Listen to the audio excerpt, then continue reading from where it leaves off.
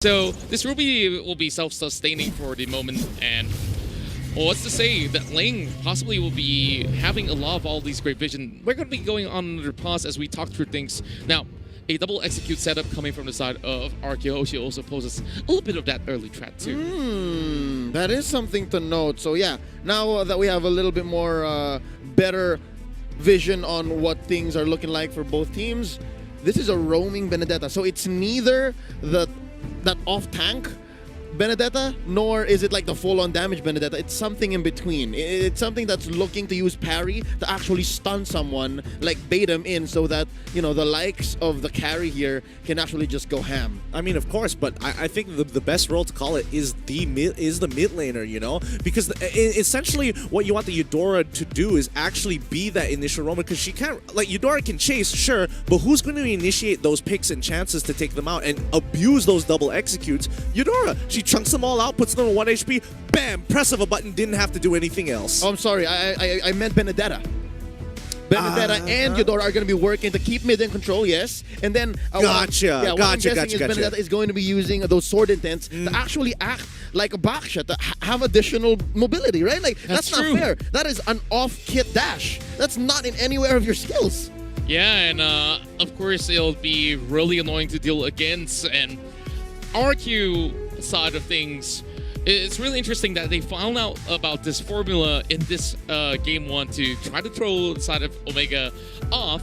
But when we talk about scaling as well, I'm just looking at most of all these one-on-one that has been playing in the entirety of the playoffs as well as the group stages. If you just give them a little bit more room towards late game, hey man, this thing is going to shred you apart. That's a good question now. There's a marksman on either side. You have the carry, which by the way has been a menace in every meta game she was ready for, that she was in.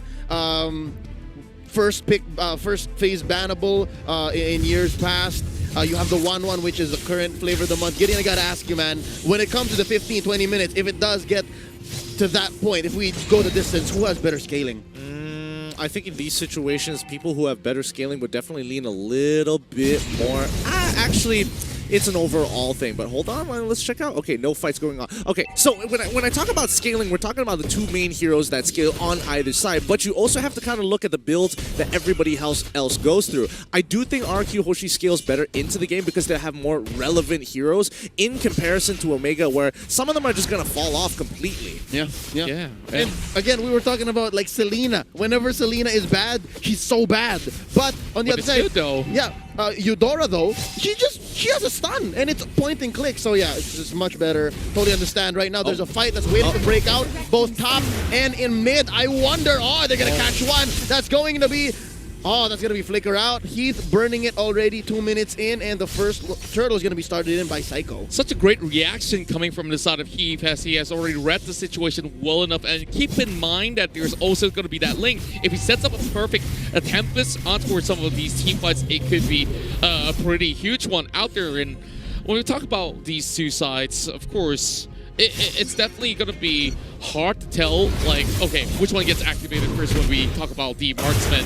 Because, honestly, the carry is going to take a little bit of time before getting things like the Golden Staff or the Demon Hunter Sword or stuff like that. Yeah. But, yeah, like, back to what was being mentioned by Gideon, it's a little bit more easier to execute compared to Omega. Yeah, and especially at the highest levels, right? You want to minimize your possibilities of making that mistake, and the more that you can minimize it, the higher chance of more consistency you can receive. Oh, here it comes. There's going to be 4 members from RQ Hoshi coming in. And they're so aggressive. Lemon gets taken down first. Blood here drawn by Hajizi, plus the turtle. Ooh. And that's going to be some revenge from Albert, taking out Mr. Fundamental himself. That's going to be 2 going over to RQ Hoshi, taking down Kenji. And are they done? The answer is yes. Omega Esports don't want more of this. All I gotta say is, youch. Big ouch. I mean, Omega, they saw 2 of their guys go down so fast. Hajizi's like, nah, get me out of here. I don't want any of that no more. Yeah, R7 arrived to the scene and he's like, okay, Big Dragon coming through, and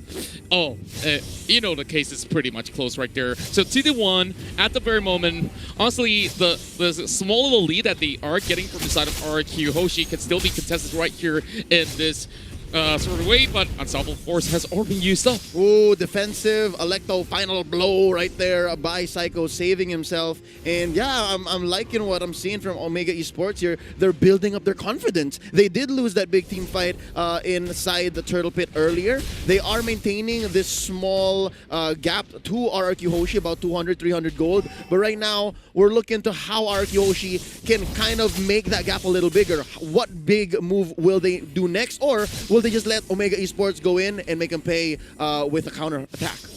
I think if I was in Omega's position, I'm starting to look for picks around buff timings, which is going to be like you're targeting Ling to make sure, hey, if Ling is on the purple buff, I want to look to try and punish him as he's trying to clear that area of the jungle. And if not, oh, he's not there, let's rotate down to bottom side until they get caught out. Speaking of getting caught out here, Hajizi has just arrived, but instant response coming from Lemon just to flicker away.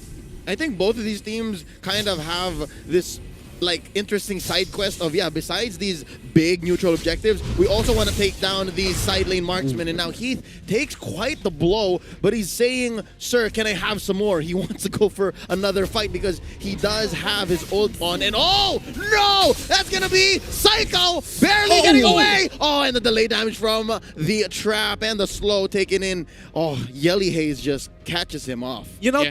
talk about really unlucky there, because he does use the final blow to try and negate the damage, but unfortunately it's just like literally 0.2 seconds off from the delayed damage, but the fight is already beginning. Heath is going to make the run for it. And R7 here in half dragon form, able to push people back because he still has some Sha energy. Oh, it resets. Curtizi here putting a beat on him, and they are going for what I think is the second turtle of the game. It's taken quite a while, and Hajizi, oh, he says the coast is clear, but for how much longer? Well, I believe that it's pretty much clear for him for the taking at the moment if we look at it, but they are focusing on towards Kanji. Instead, they do get the turtle, but a 2v1 commencing down towards the bottom side doesn't result too much, but here comes the big one. Oh no, Vin here trying to save his life, and oh, from behind, in comes Hajizi. The machine is online, and so far, they have gone to building enough confidence to mess with Albert, but some breathing room for the King of Kings here, their jungler. He's able to get his purple at least. Yeah, he's got the purple. He immediately goes in for a little wander as well. Now, going for the invasion, he's still going to be chased up, so... You know, Ling doing Ling things, he could easily move around. Yeah, it's one of those situations where it's like, yeah, we've got to catch on it. Oh, yeah, it's Ling. Oh, that's so much fun. He just jumps away and makes a full rotation down towards our top or bottom side and we can't catch up. Fun stuff, fun stuff. But I think RRQ at this point in time, as long as they kind of just maintain the goal differential to about 2 to 3K, it's going to be relatively fine. Omega won't be able to kind of force situations on top of RRQ Hoshi unless they get a catch. Yeah, here you can see already, right? We're about 7 minutes into this game. How disciplined and how good these two teams are. Oh. Hold up! That's gonna be some burst damage laid down onto Vin, but he doesn't go down without a fight. Yelly Haze destroyed. Tempest of Blades here, chasing him down. That's Albert looking for one. Psycho finds Hajizi. That's gonna be a shutdown onto the Roger, and they are sitting neck and neck, 4-4. But all this time, Omega Esports was just setting up a push. Otis, Morden, Ruby has already arrived, and they're already chasing right in. Psycho caught in between, but they are trying to make an escape out of that. Oh, R7 waiting in the bushes. Oh, using the tail of the dragon. They're trying to make Kenji pay. He does get himself a Cyclone Eye, but off camera, that's going to be Lemon taken down. It's a marksman and marksman fight, and that's Curtizi winning down bottom. Definitely we're going to be having to look in towards itemizations as well, because at this point it's getting a lot more interesting. So Gideon, just looking at things, we've already got some big stuff coming in the way. Yeah, honestly, we're looking at Lemon, who only just has his endless battle here, but we're looking over at Cardizi. He's already got the Demon Hunter sword on top of the boots, on top of that corrosive sight. So he's going to be pretty relevant into this game. He might not be doing the most amount of damage, but at the very least, he's slowing them down for the rest of his team to kind of catch up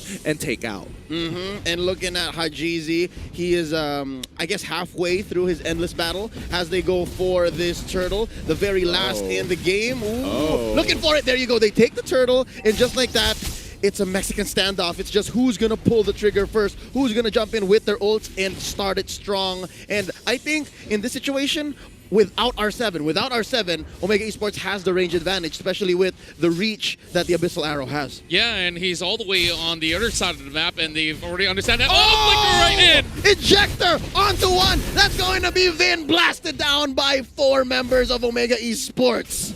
That was huge. Absolutely huge. It's just a mistake on Vin's side. He threw out the stun and realized, oh, I got nothing left. I already flickered out of the way. This doesn't mean anything. And Heath just took full advantage, flickering forward an unstoppable force. But Curtsy now going to initiate a huge fight, and that's going to be a double pick-off for Omega just to get that return kill. Look at that, 5-8, and it's only a 2K difference. It's so clinical, these two teams, the way they play. I mean, this cliche has been mentioned.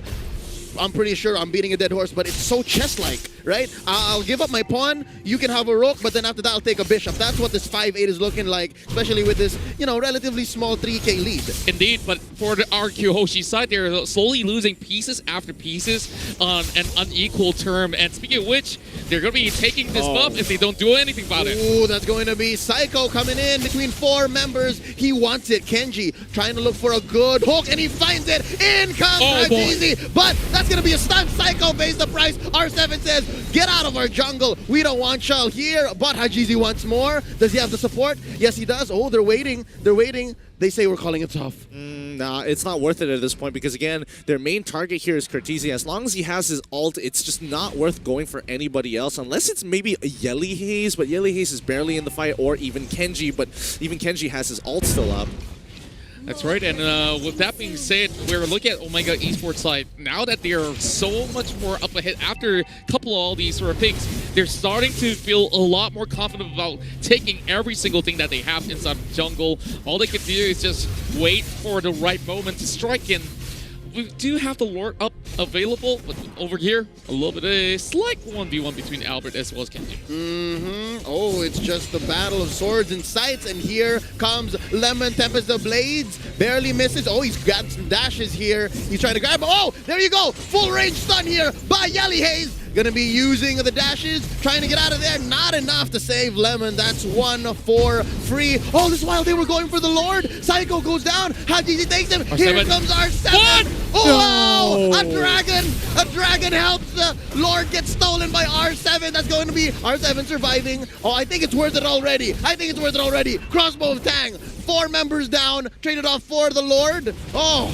No way. No absolute way. Even though they do get the Lord, just look at the Ruby right down below. Like, this Lord doesn't mean a thing at all after getting snatched away, but at least it buys some time for RQ Hoshi. I mean, they're up by 5 towers at this point. RQ Hoshi has not been able to kind of break through. Omega will be stopping that Lord right in its tracks. And I mean, if they had more of a wave onto mid and topside, they might have been able to get both inhibitors at the same time. And I think RQ Hoshi, this game is slowly slipping out of their hands. I hate to say it, but stealing that Lord at that very moment is the equivalent of using a band-aid on a bullet wound.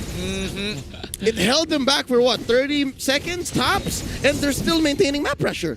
Yeah, and of course, with that, they only gain maybe very slight edges out of that by just putting their bodies at where all these sort of bullets are coming through, and they just have to do something just to have that knee-jerk response. And while at it, I guess they just have to wait for another sort of opening at this moment, which is not going to come by not until 20 minutes or so.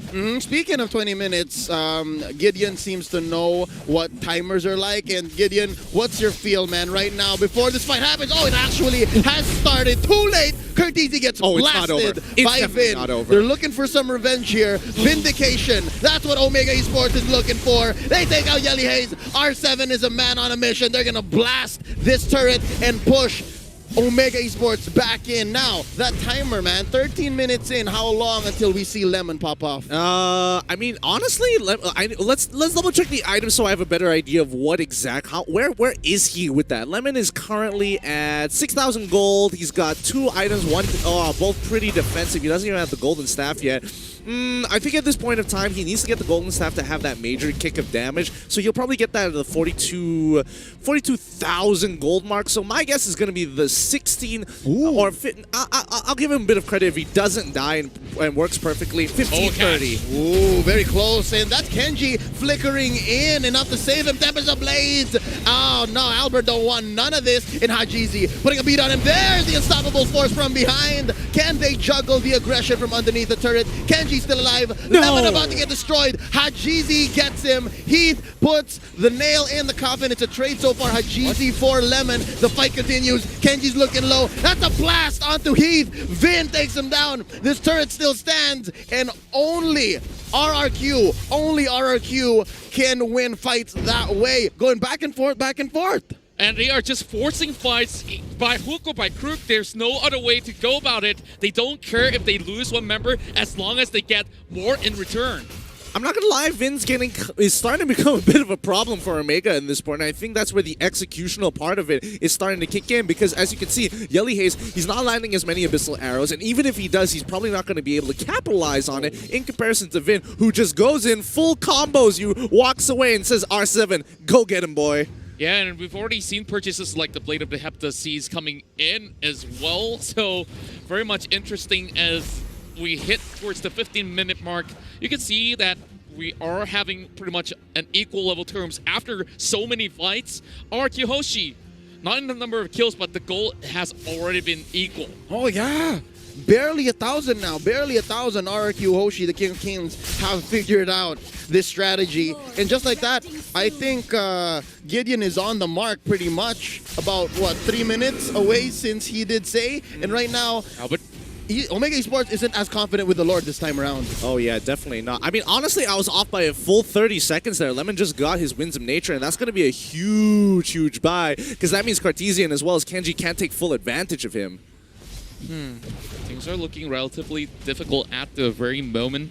While a couple of all these abyssal arrows being sent out, Demon Hunter's sword being purchased by Hajizi, so a little bit more spike coming in for the Roger, which is definitely great news for Omega at this point in time. Yeah. You see a little bit of split push being done by RQ Hoshi, Oh, yeah. and they're still not letting their eyes off as Omega Esports still eyeing on towards the Lord. Yep, that's the advantage that Albert has here as the Ling. He's able to push these lanes, cut him where he needs to without any punish, actually, because of Finch Poison. That's exactly what he's doing. But it looks like Omega knows he's up there. Omega wants to make the most of the situation and is trying to force a fight with RRQ. What they're trying to do is catch one off at least, and that's a good -1. A -1 goes miles in situations like this. This is a situation that they are looking for, making sure that somebody takes good care of the side lanes, and as many of these Omega Esports members goes there, they will try to find a setup over on towards the Lord side. Oh, wait, there's a fight. Wait, is there not a fight? No. Oh, no, they backed away. Sorry. Yeah. Oh,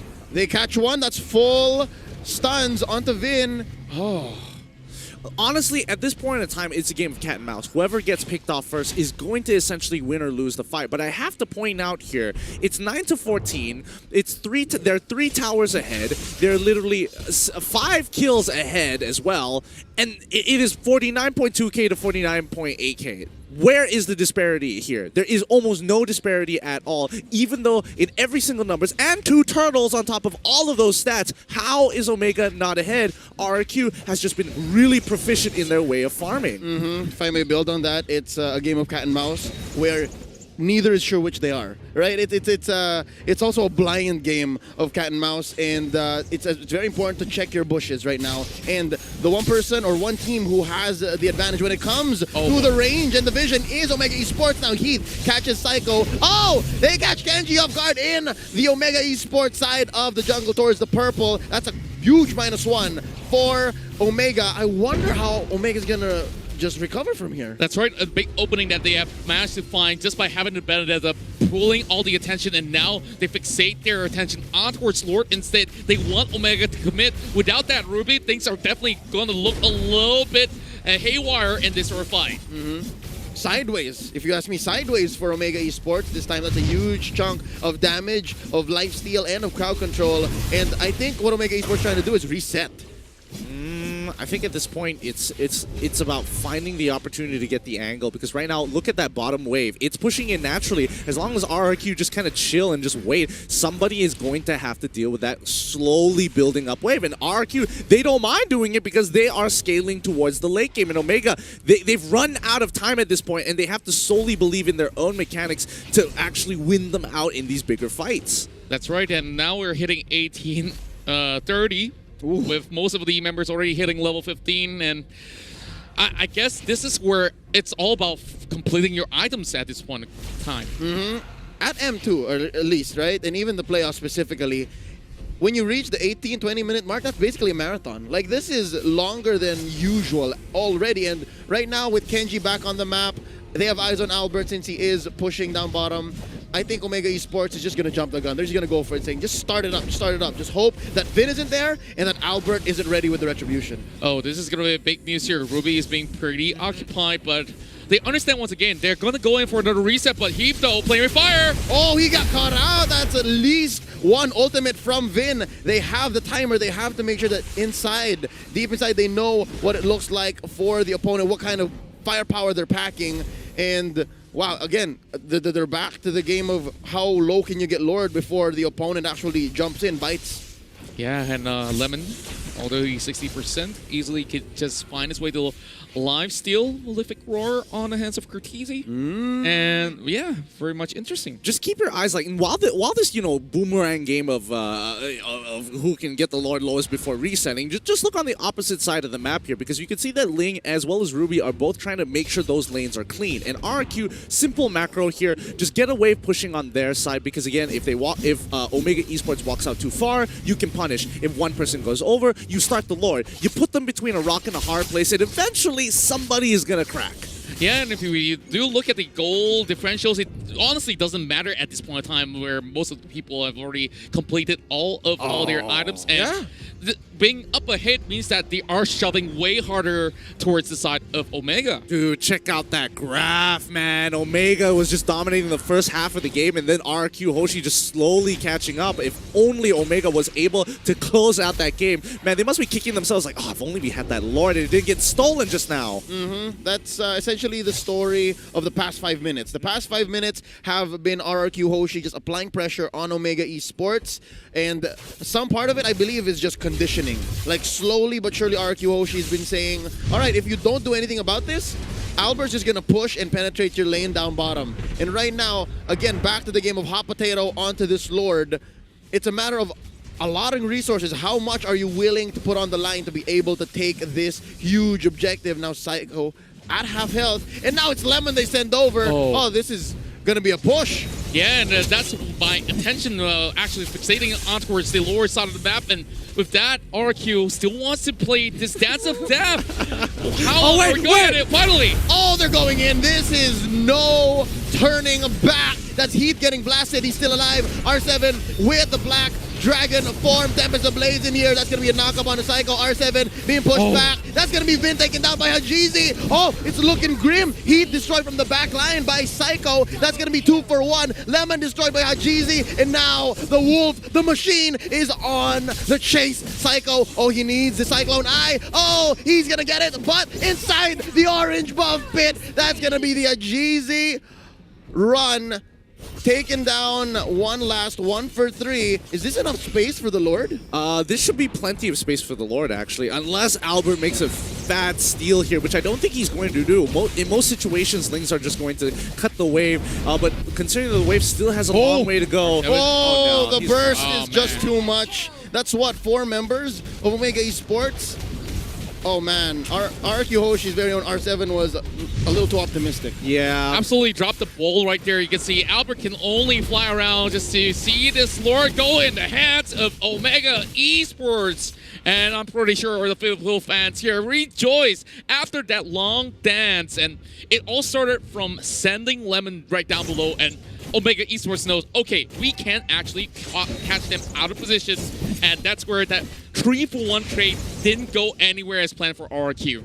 I think RQ at this point in time, it's just a game of cat and mouse because, again, there's nothing much they can really do about it in most of these situations if they put themselves too far out and they get caught out by Heath. And you know what? Speaking of Heath, in that last fight, he preemptively flickered forward thinking somebody would be further, deeper into the brush. Ends up they were standing right in front of him and he just blew his flicker for no reason. But here comes Luminous Lord. Oh, but he got away with it anyways, right? Here we go now. Finally, the first inhibitor taken down, and it's going to be on the side of RQ Hoshi. That's going to be quite a few ults spent by RQ to take down Lord, alongside that inhibitor up top as well. So it's a 2 for none, relatively clean for Omega Esports. Impressive how they're able to just center and just gather themselves once more, especially after earlier how RQ Hoshi was slowly turning the whole map blue. Right, and now Psycho tries to cut off the way, but what big thing! That's going to be Hajizi running away. Immortality popped in here. Vin destroyed by Kurt the Hurt Teasy, and now Hajizi. That's going to be R7 taking him down. It's so far a 1-4-1, and right now Albert destroyed once more by the 1-1, and they're going in. That's a lot of damage coming in from Lemon. That's Heath. Mr. Fundamental destroyed,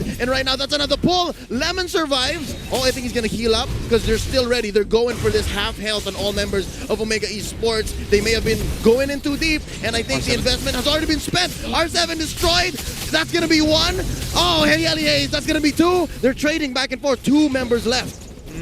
Good plays coming in from RQ Hoshi. Even though they had a bad situation, they just had to make sure that they understand who scales into this game. Okay, Albert dies. Who do we have to depend on? Lemon. If you have to throw your body in to buy some time, then throw your body. Just like what they're doing out now, it's going to be a 2v2 situation. Oh, they trigger the crossbow tang, but Psycho gets away. Oh no. Full range. Oh, that's going to be a pull by Kenji. And that's Lemon. That's Lemon finally shut down. And that's 2 defenders, though. Vin is back in here, so that's some wave clear on the side of RQ Hoshi. Just look at it, 50 over seconds if you go down at this point of time. RQ Hoshi, at the very least, still have 3 members up. So this is where Omega Esports can continue to apply the pressure. And more than about 2 minutes in towards the game, we'll see possibly the final Lord, but they might not even need it right now. Electro final blow used to clear the waves, but Curtisi will take down the turret.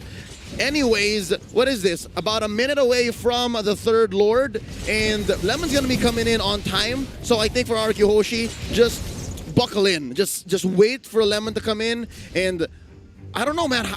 Whatever you did with Vin for the 1st Lord, do that again. But at this point in time, if you actually lose at least 3 members by just snatching the Lord away, yeah, maybe you might get away with, you know, that Lord just marching towards the enemy side and you have like a full send of Omega Esports army just at your base by that point in time. Yeah. So, Curtisi having 1 final slot uncompleted, but hey, what's to say? I think he really packs a punch at this one time. I think he packs a punch too. I think they all honestly pack a punch. And the real problem right now is that they can't seem to get onto the scaling heroes. Lemon just refuses to die. Albert, he buys so much time, especially when he jumps into the backline here, that Omega Esports can only deal with 1 problem at a time. And Kenji, he's going to be staying very close to Curtisi more often than not, just to kind of protect him with the I'm Offended and making sure that he taunts the right people, just to buy that time to allow Curtisi to at the very least have enough weakness procs just so they can use his ultimate in a clutch situation. Yep, and we've seen earlier,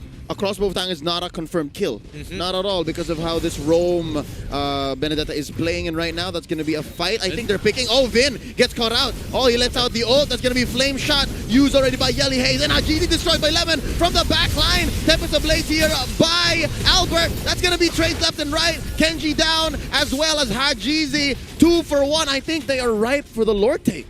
Yeah, and we just saw the positioning of Lemon initially was a little bit questionable, but when he flickered to get that position, to get that first opening, it started to make sense where the rest of RQ Hoshi will be able to penetrate through from a very awkwardly positioned Omega Esports. Honestly, I'm surprised that Omega didn't just jump onto Lemon there. Like, he was free, and you can see that the Unstoppable Force was up there. They were just waiting out the Winds of Nature, but that's just like a second long. So it's kind of on Omega, who I think were in disbelief. Like, no way he's doing this. This is kind of troll, right? Again, give carry, what, 1.2 seconds of free hits, especially with full lock items like this. You're in for a bad time, and right now, oh, Albert stealing oranges now. This is going to be rough for Hajizi when he comes back. And you can see Psycho really roams in towards the mid side as well. They're having two members right to the lower side of the map.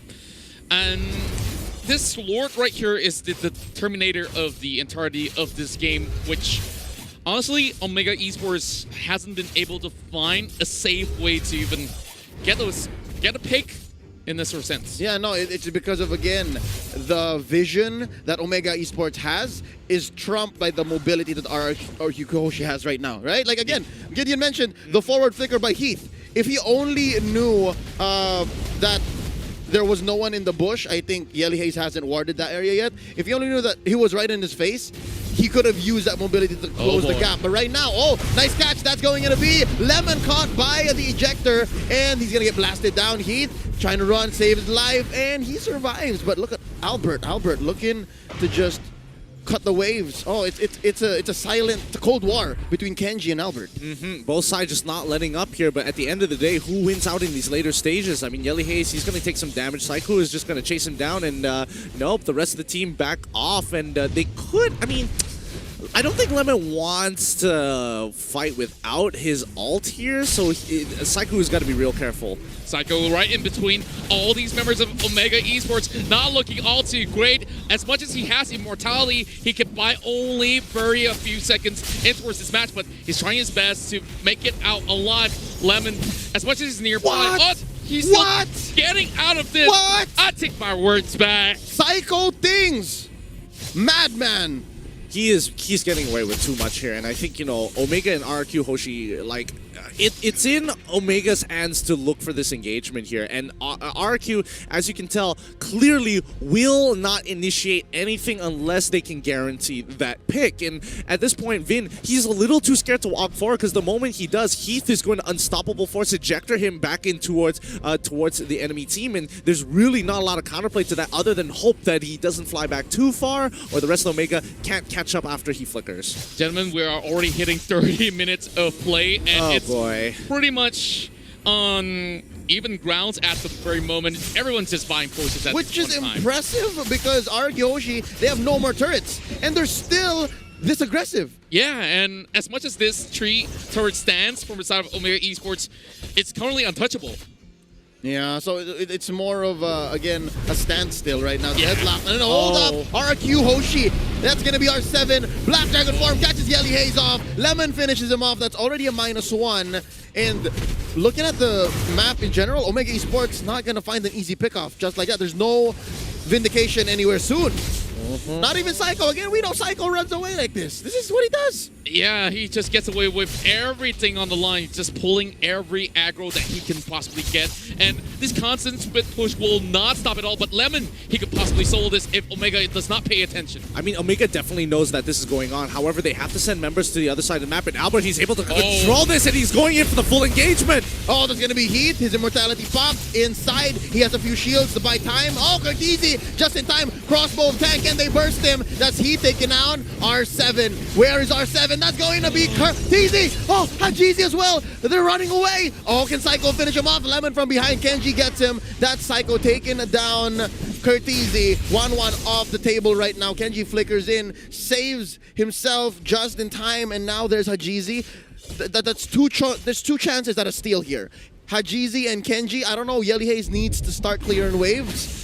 And yo, this might be our RQs. I feel like RQ is just more confident this time around. Like it should be. However, Selena and those Abyssal Arrows could be the game changer. Vin just waiting for the catch. He gets caught out himself. Oh, Vin is still alive because they are going to burst down Yelly Hayes. And Yelly Hayes is still in this. Vin gets destroyed. Hajizi gets him from behind the delayed damage. Gets down Yelly Hayes. And there's still 4v3. Hajizi survives. Psycho's chasing him. Oh, they're looking for the juke. And, oh, what a transform! Oh, they're going to find them anyways. Kenji's still in this. There's not enough damage from the side of Omega, though. Fight's still going on here. Going strong. This brawl is going to go. Kenji finally gets taken out. The ejector onto Psycho. This is finally looking good for RRQ. My goodness, Omega. They've got to be real frustrated about this entire situation. Yo, just look at the waves that's already crashing right in. Oh, this is something that Hoshi has to watch out for as well. Again, note, they can join fights as long as they want, but if they don't manage their waves, it could end in the blink of an eye. And I think all of these long team fights, it's resulted in, again, more members of Omega coming back, but finally this is third Lord.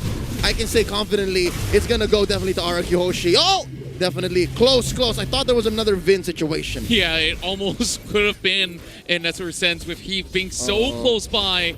And unfortunately, things are starting to open up for the side of Hoshi. And Omega Esports had to back away and retreat, not having Hajizi as well as Kenji around. There's so many switch of itemization going on. And we've seen the Rose Gold Meteor being bought there by Hajizi. Yeah. Kurt's swapping around. That last slot is his juggle slot. Yeah, I mean, it's going to be important that teams know how to juggle their items, especially this late. Oh wait, hold on. This is the pick of a lifetime. Bin is getting chunked back, but this could be the fight that they've been looking for. Like the final blow by Psycho, trying to dive in and take out the softies from behind. Heath destroyed here by Lemon, and Psycho able to just maintain pressure here, just escort Lord into this inhibitor, and that's going to be Kenji getting blasted down by Lemon. Ladies and gentlemen, carry is back. That's going to be the push on all three inhibitors for Omega Esports. Curtizi taking down Vin. That's going to be a crossbow of Tang. Hajizi destroyed here. It's just a matter of time. They just need to focus down on the base. And ladies and gentlemen, the King of Kings take game number 1 after a long, drawn-out game here in the very last day. Oh, sorry.